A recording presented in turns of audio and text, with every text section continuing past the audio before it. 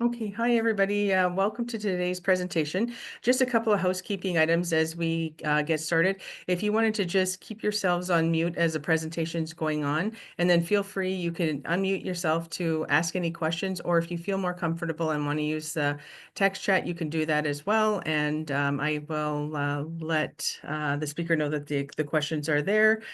So welcome. And I wanted to welcome our guest speaker today, who is the Director of Compliance and Outreach, Majid Katronda. Oh, sorry, you know what?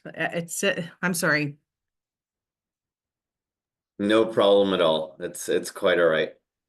Thanks very much, Lori. So my name is Majid Charania, and as Lori mentioned, I'm the Director of Compliance and Outreach at the Competition Bureau. So part of what I do at the Bureau is education sessions like these, mainly for small and medium-sized business owners and managers, entrepreneurs, to help folks understand the basics of competition law, and where to go for more information and what your options are when it comes to things like sharing information with us, and understanding, what you can do in situations where you might be impacted by competition law issues. So I'm really excited to be here with all of you. What I propose to do today is give you a bit of a high-level presentation around competition law and why it matters, and really focus in on what the connections are for entrepreneurs and small business owners. I'll talk a little bit about the Competition Bureau as well, as the agency that enforces and administers Canada's competition laws. And I'll leave you with resources that you can take a look at to understand more about a certain part of the law, or how to build a compliance program, what have you. So we can jump right in. And I guess, as Lori mentioned, I'm happy to take questions at the end, or even throughout if there are questions. So feel free to ask away. So maybe before I get started, I should also mention that when I provide views, those views are my own, and they don't bind the Commissioner of Competition or any other part of the government. So really starting at a high level, why is competition important to the economy? Why does it matter? And also, why are there guardrails or rules around it? Simply put, competition is a major driver of productivity and of innovation. And it's the force that allows really the benefits of a market economy to be felt by all Canadians. It's also the force within a market economy that helps ensure that new entrants, small and medium-sized businesses, entrepreneurs, have a fair shot in a level playing field when it comes to breaking into a market or scaling. So it's a really important part of any free market economy. And that's why there are guardrails and rules around it. That's why competition law exists, to make sure that the playing field remains level and it's not distorted by anti-competitive conduct or other barriers that might harm the competitive process. So I should also mention, actually, part of the law, part of the objectives of the law is actually to make sure that small and medium-sized businesses have an equitable chance to compete and to participate in the Canadian economy. So that's part of the principles that drives what we do, and that drives the application of the law. So I mentioned restraints on competition. They kind of fall into two buckets, and this will give context about the rest of the presentation and about what we do at the Bureau. So healthy competition, it yields good results, positive results for the economy and for consumers, things like lower prices, innovation, growth. But there are a couple of buckets of restraints on competition that can prevent us from benefiting from those things. The first is driven by private sector action. So the action taken, by businesses or individuals within the private sector to do things like collude or to enter into mergers that might actually harm competition. So that's kind of one bucket, what businesses do. The other bucket is what governments or public sector might do that could also have an impact on competition. That could take the form of regulation that might favor incumbent players, or put an extraordinarily high compliance burden on small and medium-sized businesses or new entrants to the market. So these two buckets will become important as we go through the presentation, but this is kind of the universe around what we look at in terms of restraints on the competitive process. So you might sort of be thinking about how all of this has to do with you, other than the fact that competition is meant to drive innovation and allow for SMEs to have a fair shake at participating in the economy. But like, what do you really need to know about why should you care? There's two major reasons why you should care about competition law. The first is that it applies to all businesses, doesn't matter how big or small. So even if you're an entrepreneur just getting started, there are certain obligations you have under the law, and you can't sort of say ignorance, you can't claim ignorance as a defense if you end up getting into trouble. So that's one reason you have some compliance obligations, and I'll talk about what those are as we go through the presentation. But there's another reason why you should know about it. You might actually be impacted by anti-competitive conduct or anti-competitive barriers in the economy, where if you know the scope of the law, if you understand, what the Bureau does, you're better equipped, you're empowered to protect yourself and to know what your options are.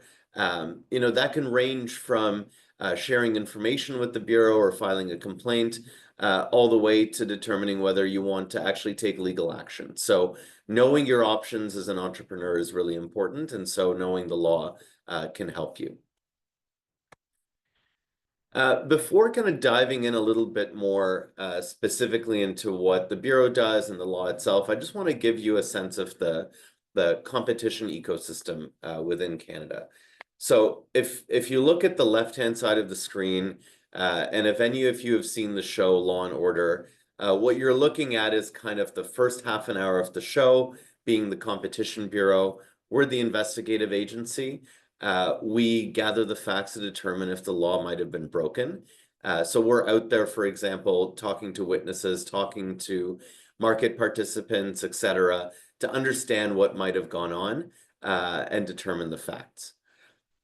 That's the first half hour of the show. The second half hour is where the lawyers get involved. So if we've done our work in a particular case and we find that the law might have been broken, we then have to take our case to court.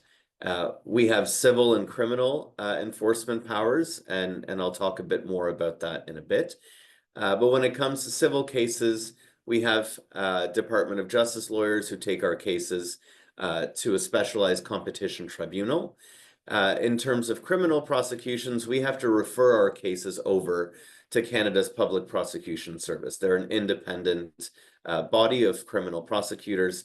They would then, if they determine the case has merit, they would then take the case to the ordinary criminal courts across the country. So that's kind of the enforcement ecosystem. On the other side of the screen, you'll see the Department of Innovation, Science and Economic Development. You'll see Parliament. That's sort of the more policy and legislative side related to competition law. I won't get into too much detail around there, but it's been an important aspect of the ecosystem because the law has actually changed. There's been a lot of reform over the past 3 years, give or take, and that reform has, by and large, served to modernize Canada's competition laws. And so this is actually a really important time and a good time to know about competition law because the risks in the form of greater penalties have increased, and certain tests around the law have changed. And so knowing about what competition law is as an entrepreneur, this is a good time to know that. Finally, I'll mention civil society, and that's important because that includes organizations like PARO or your local chamber of commerce or trade association. These sorts of organizations can help bring a perspective to the government and to the Competition Bureau about issues that are at play. And it's actually a really important tool in your toolkit because, of course, if you're trying to start or run a business, you're busy, you're trying to succeed. But if you're facing competition law issues, they might be well positioned to advocate on your behalf or to bring issues forward that they might be seeing sort of across the membership. So I would encourage you, if you know, at the end of this presentation, you're thinking, well, I'm really busy, but there's a couple of things that I need to consider more. There might be issues that I'm facing. You know, certainly talk to them and share that information so that they might be able to advocate on your behalf.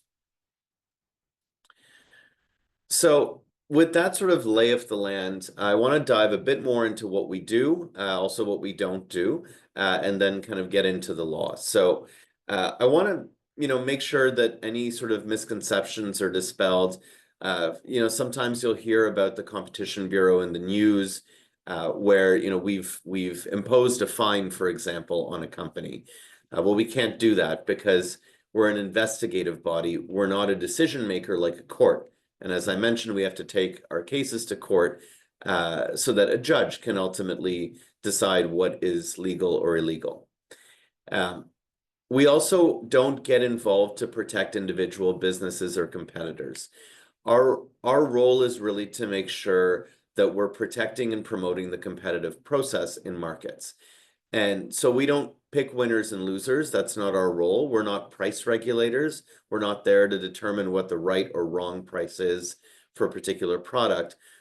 Our role is to really make sure the competitive process works, and it works free of anti-competitive barriers put up by private action or ideally by government action. So that's really our role. We don't give legal advice because we're not a decision maker, but we do have a lot of resources that I'll leave you with at the end of the presentation to help businesses understand the law and how to comply with it. So let's dive into the law. And so at the beginning of the presentation, I talked about private restraints on competition. Our role in enforcing the Competition Act in Canada is really all about you know, investigating those private restraints, so business action that might harm competition. And there are four major buckets of our enforcement work. And so there are four major parts, essentially, of Canada's competition law. On the left side of the screen, you'll see cartels and deceptive marketing practices. Those are both areas where businesses of all sizes and all sectors have positive compliance obligations. There are things you should and shouldn't do to make sure that you're on side the law, even if you're an entrepreneur or a small business owner. So when we talk about cartels, just to make sure that we're clear on this, we're not talking about drug cartels at all. We're really talking about business collusion. So, you know, some examples are two or more parties coming together and agreeing to fix the prices that they're going to charge for a product rather than competing on price, or to fix the wages or the benefits that they're going to provide to the employees in their businesses. If there are agreements around that, that can be illegal. Agreements as well not to poach each other's employees are illegal. So there's a number of ways in which agreements amongst businesses can be offside the law. The other area that's worth noting is that you know, form of price fixing, in a sense, is rigging bids for things like public procurement contracts or even procurement in the private sector. So there's a range of collaboration or collusion between businesses that could attract liability. When it comes to deceptive marketing, what we're really talking about is making sure that there's truth in advertising. And so simply put, you know, advertising or marketing something in a way that's false or misleading can be offside the law. As you can imagine, you know, the scope of that, what advertising or marketing is, can be quite broad. And so our work can range from things like looking at drip pricing. So I've put the Cineplex example there where they were adding mandatory fees onto products where you couldn't opt out of it, and those increase the cost of, in that case, movie tickets bought online as compared with the advertised price, all the way to looking at how, reviews are done online, how influencers are used on social media, and what's disclosed about a relationship, a paid relationship, for example, between an influencer and a company that's hired them to market their products. So, as I said, those are both cartels and deceptive marketing. Those are areas where all businesses have positive compliance obligations. On the other side of the screen, you've got monopolistic practices and mergers. And those are areas of the law that are civil in nature. Those are areas where what we're looking at is effects on competition. When it comes to monopolistic practices, we're looking at how a firm that might be dominant in a market or have some form of market power, what they're doing, whether they're abusing their market power. On the merger side, we would look at transactions that might harm competition because they might lead to a monopoly or a concentration of market power in the hands of the company that emerges from the merger. So these are both areas where, as an entrepreneur, you might actually feel some impact. So, for example, if a dominant company in a market you're trying to break into is doing something that makes it hard for you to break in or hard to compete, that could be something where you might want to share information with the Competition Bureau or understand better what your options are. Same thing when it comes to mergers. If you're involved in a market where two kind of major players, as an example, are looking to merge, you might be affected by that if you're upstream or downstream from that company post-merger. You might want to, again, share information with us so that we can, in our review, understand better what the consequences might be of a particular transaction. So these are all really important things to know because that way you know your options and you know when you can come to us and share information. So I just want to throw up a few recent cases on the screen just to make a bit of a point here. When it comes to us enforcing Canada's Competition Act, you'll see a lot in the news about big companies, Shaw, Rogers, Cineplex, etc.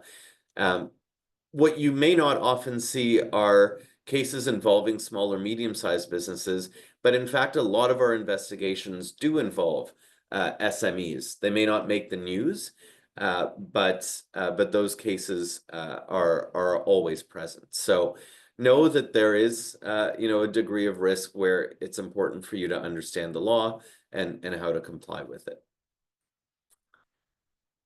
So I just talked a fair bit about enforcement, about what we do in relation to business conduct, so private restraints. We also have a mandate to look at what I mentioned earlier, which are public restraints on competition. In other words, how government acts and how it can affect the competitive process and the quote unquote rules of the game. So as I'm sure everyone appreciates, a lot of sectors of the economy in Canada are regulated. And so that means that government has rules and policies, et cetera, that can affect competition amongst the players in those markets. So our role is to really act as Canada's competition expert within government, and that's government at all levels, whether it's municipal, provincial, or federal. We can provide a competition lens or a competition perspective to any level of government about how they're regulating or making policy that might affect business competition. So we do that in a number of ways, whether it's a full-on market study in a particular sector, all the way to sending a public letter to a particular minister or ministry that's regulating a specific sector, just to shine a light on a potential competition issue where if regulation is changed or considered in a certain way, it might actually improve economic outcomes and strengthen the competitive process. As you can imagine, us providing our competition perspective obviously has to be weighed against other policy objectives. And, you know, having a regulation that is meant to protect health and safety or security can be perfectly legitimate. Our perspective is often, you know, are you doing that in a way that is minimally intrusive to competition or that promotes competition? So that's often kind of a principle that we work from. This is also an area where it's really helpful to hear from entrepreneurs and from small businesses about the pain points they might be feeling about regulation that applies to them. It's another area where, you know, you can come to us directly with those pain points, or you know, share them with your local chamber of commerce or the support ecosystem around you. So that's a little bit about the mandate we have around private and public restraints on competition. The other thing I wanted to mention before talking a little bit about how you can protect your business is just a bit of work that we've been doing and supporting with the OECD around gender inclusive competition. I think in this particular case, it's just interesting to know, but there's been a lot of work done over the past few years around understanding how gender plays a role in competition on various levels, whether it's you know, an agency like the Competition Bureau looking at the impacts of a merger, while looking at the impacts on women versus men versus you know, other communities, whether it's minority communities, that kind of disaggregated view. There's been a lot of research done around that. There's been research done around how diversity, gender diversity on boards of directors can potentially lead to a company that's more committed to compliance with the law. All of that research is available on the OECD's website. This is the Organization for Economic Cooperation and Development. This is just out of pure interest. If you're interested in looking at that research, it's available, and it's really, really interesting. So let me move on to the last part of the presentation, and that's around how you can protect yourself. So I've talked a bit about you know, what the law is all about and the areas of the law where you have positive compliance obligations. Well, we at the Bureau feel that businesses putting in place compliance measures is the best way for them to protect themselves. And you know, you might be thinking, okay, well, having a compliance program, that's for big companies where they have a compliance department and there's a bunch of people dedicated to just doing this kind of stuff. Well, that's not always the case. A compliance program really can and should be scaled to a business's size, the amount of resources you have, and what your risks are. So as a smaller business, there are still simple steps that you can take to have a compliance program, a simple one, that still is effective and credible and helps protect your business from getting into a gray zone where you might be exposed to risk. So a compliance program is basically a set of management practices that you might adopt to identify your risks, mitigate them, and make sure that you stay on the right side of the law. So that's kind of the legal risk benefit of having a compliance program, but there are others. For instance, you know, it's more and more prevalent these days that larger companies require vendors, all sizes, small and big, to have compliance measures in place and to demonstrate that they do business with integrity. It can help improve your reputation as a business, and it can help you reduce costs, because if you think about, you know, maybe getting embroiled in an investigation, hiring lawyers, defending, etc., conducting investigations internally, that all involves costs. The more protected you are, the more you've reduced your risks, the less costs you might face in that regard. So that's kind of the sales pitch for having a compliance program. We have a lot of guidance out there, especially for small and medium-sized businesses, that helps you understand how to put in place a program. So I've put up on the screen kind of the basic elements, the basic principles that should underpin a compliance program. we have that guidance that's available to help you, you know, go through the process of putting one in place if you don't have one. And we also have elements that can help you with certain aspects of this. So, for example, you know, training your people. We have compliance boot camps that are available and can be a really good kind of primer on competition law so that you actually are trained up and you know, the risk areas and what to do about them. So that's kind of the main part of the presentation. If you take anything away from this, I would say, understanding the role of the Bureau as an agency that protects and promotes competition. We're here as a resource, and we're here to make sure that the competitive process works. Part of that is to make sure that new entrants, entrepreneurs, small businesses are playing on a level playing field. We're also here as a resource, as I mentioned. If you are seeing anti-competitive conduct or feeling impacted by it, we're there to take information and to do the investigative work to determine what might be going on. So please do share information with us. It's an important tool in our toolkit, and you can help us do our work better and ultimately help you. So I'll leave you with a QR code that sends you to our resources. It'll send you to our Compliance Hub, which is kind of a one-stop shop with the educational material around the law. It's all in plain language.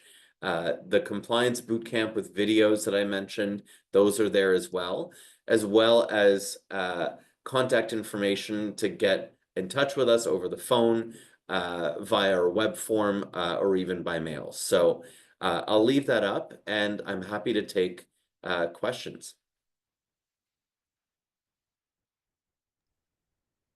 I believe we have, okay, sorry. Courtney said, thank you so much for this. I'm a law clerk student. Okay, well, I'm hoping it was informative. Yeah.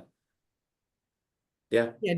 Oh, sorry. Does Sarah just joined in? I don't know if you have any questions or if not, I guess the best way, if there's no questions, then they can scan the code or connect with you via these methods. Exactly.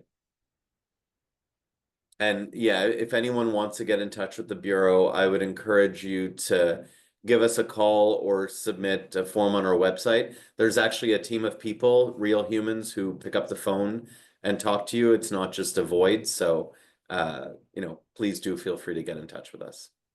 That's perfect. Thank you so much for this presentation. We really appreciate it. A lot of information in there that sometimes you don't even think of and stuff like that as business owners, right? So we really appreciate you coming in and speaking to us today. And thank you everybody for joining us today. And I wish everybody a wonderful day. Great. Thank you so much. It was great to be with you. Thank you. Bye now. Bye.